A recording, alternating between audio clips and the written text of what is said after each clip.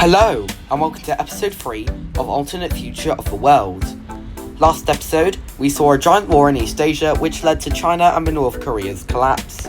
Well, not China's collapse, they're still here, but they're weak and unreformed, along with other things, including a few alliancey stuff.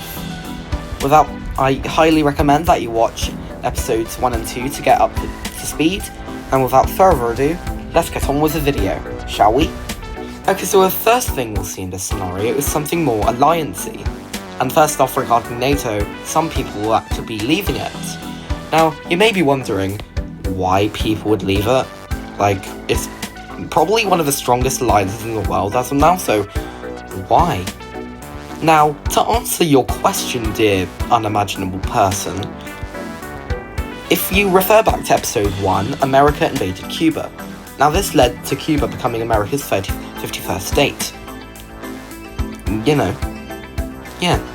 And then NATO started comparing it to Russia, especially the European bits. And some countries kind of didn't want to be associated with that anymore. And it's also stated that, or seen that the EU is working more closely together, especially Germany and France, to be able to secure their own protection from Russia instead of relying on America. Now keep in mind that it is 2035 in this scenario, so, as of this takes place, so, yeah.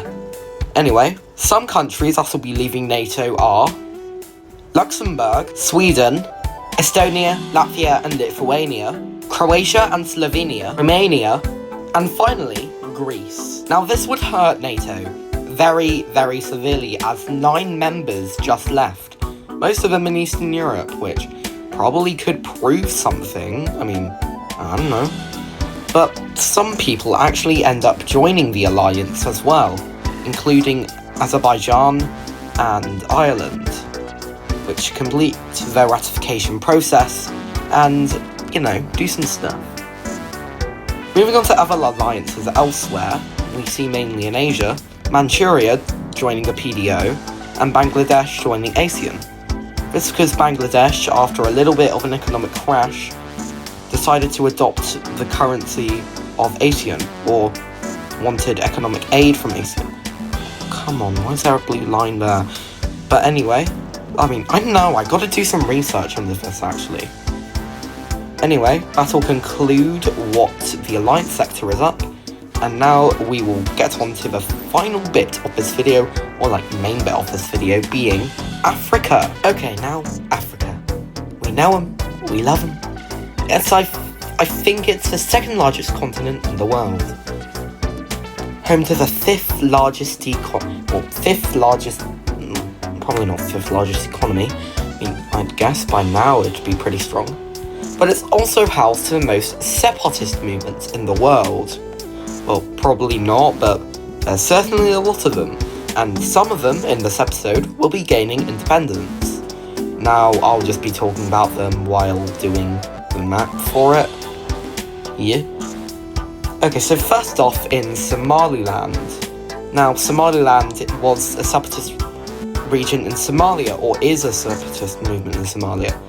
Now, these guys are probably the most of countries in Africa, and to tell you how they could have done this, or how they could have gained independence. Now, don't ask me, ask God, but Somaliland gains independence now, with most recognition from member states, UN member states, they be able to be existing. Anyway, moving on to Sudan, we have Darfur, which I think is a more obscure one. If you're not really that into history, I don't think you'd really know what it is.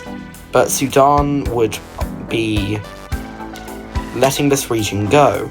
Now, I don't know about Darfur myself. I'd assume they just leave after a referendum. But they do, so happy days. Third separatist movement we'll feature in this video is Cabinda, which I won't be changing borders for, but I know it doesn't border Angola, so we'll just So I'll sort that out. I'll sort that out after recording. But, you know, that's not all though. In Azawad, well, in Mali, we have Azawad breaking away. Azawad is a separatist region in Mali. It actually encompasses most of what you'd think would be Mali, in which, if I draw this line, which represents a border, this bit is Mali. And also, this bit is Darfur, for any of you who are wondering. Meaning, Mali would be reduced to this, losing a good chunk of their land. I'd be understanding if they were a little bit peeved about this. Anyway, moving on. In Ambazonia, or in Cameroon, we have Ambazonia breaking away. This is a pro-Anglo part of Cameroon, since a little bit of history for you. Ever since the Berlin Conference started in 1875, Nigeria actually, they and German Cameroon kind of divided up the land like this, but then after, it became this. And then after the borders transferred to what they are today, stuff just happened, and the Anglo-speaking part of what was part of British Southern Cameroon, don't ask me, it's a bit complicated. I'm not too sure about it myself, but yeah. Anyway, I'm just trying to think of any others before we move on. No, I think that's it, but I feel like that is it for this segment, and then we shall be moving on to the biggest part of this segment, which will actually be a civil war. Yeah, from the visuals I think you can kind of guess. Libya, probably the most, or one of the most unstable countries after its dictatorship that fell. Like, I only remember it for having a green flag. Like Libya had one of the most unoriginal flags once, in which I could actually talk about that for a short, like, countries that only had one colour in their flag. But Libya, being Libya, and also being Libya, yeah, they would engulf into civil war, if not already. But, of course, I don't think they are. If they are, just prove me wrong. But the first region we'll see breaking away is a workers' union. Now, this workers' union kind of wants Libya to become a socialist area. Now, this separatist group gained more traction across Feza, and like this bit. Yeah. Then we have the monarchists that either want to return to a monarchy, mainly stationed in the centre. Then we see the Islamists. Quite similar policies to those of Afghanistan and Iran. They kind of want to transfer into an Islamic state, because if you didn't know, and if you're probably not up to news, or we're just unaware, Libya is mainly Islamic nation, like has Islam as its majority religion because of something called the Umayyad Caliphate and some other stuff. Anyway, there will be one other region, which is this. It just wants independence. Don't know what else to say. But first off, the workers' union in Feza would begin to rapidly build up and control their territories. They would obviously do a pretty good job at this, as they fully encircle and capture majority of Feza within the first few months of the civil war. The monarchists would also connect up their territories relatively quickly, manage to connect up with the coast and go up north, hopefully to secure Libya's capital. I don't know what the capital is it Tripoli?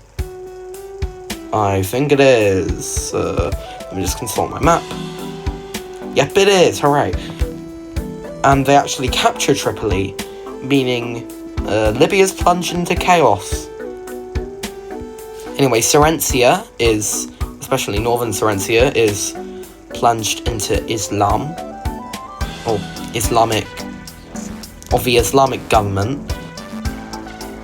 Meanwhile, the people that just want independence, or actually I have a better one, these people just want a reformed democracy, like a true democracy.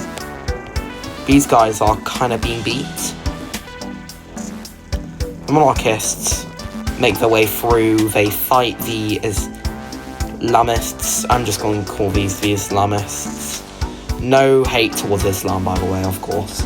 Like, I think it's possibly a chill religion. I don't know myself. But, you know, they start fighting against the monarchists and the people and the normal government at the same time. Now, if we were to look at who supports who in this scenario, it's kind of mixed. The communists are mainly being supported by China, nobody else.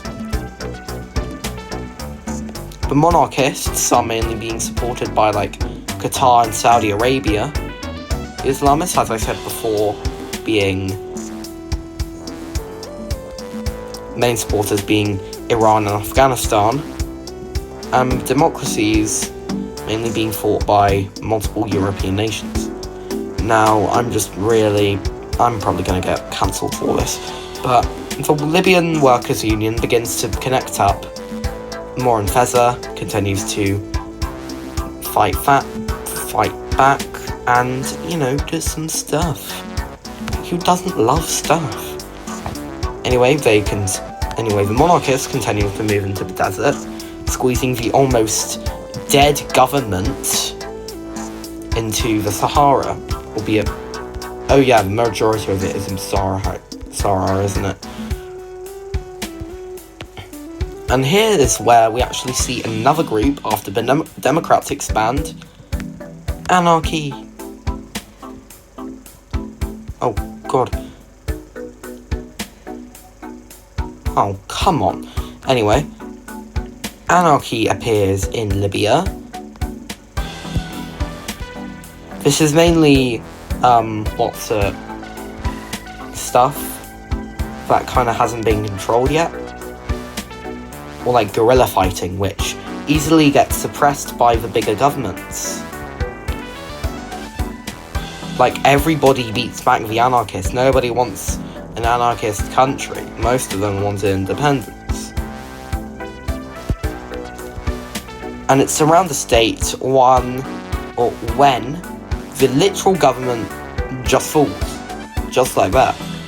They collapse. Now, of course, this is probably going to prove pretty complicating for some groups. Because, hey, what do we do now? So the four groups meet up in Tripoli to decide the terms, where each state, Tripolitania, Feza and Serensia, would gain a government. And so, we shall take a look at the peace treaty. And it is seen that in this peace treaty, Feza, Tripolitania, like this is Feza, this is Tripolitania, and this is Serensia, all gain independence. And their relative governments are as shown. Tripolitania is a constitutional monarchy, a democratic, but holding some remnants of monarchy in there, having a monarch and all. Their capital is in Tripoli. Feza is a communist nation or a socialist nation. Not as strict as China, but, you know, still a socialist. These guys mainly provide for their people, while the people provide for them. I'd know where their capital would be. And then Serensia.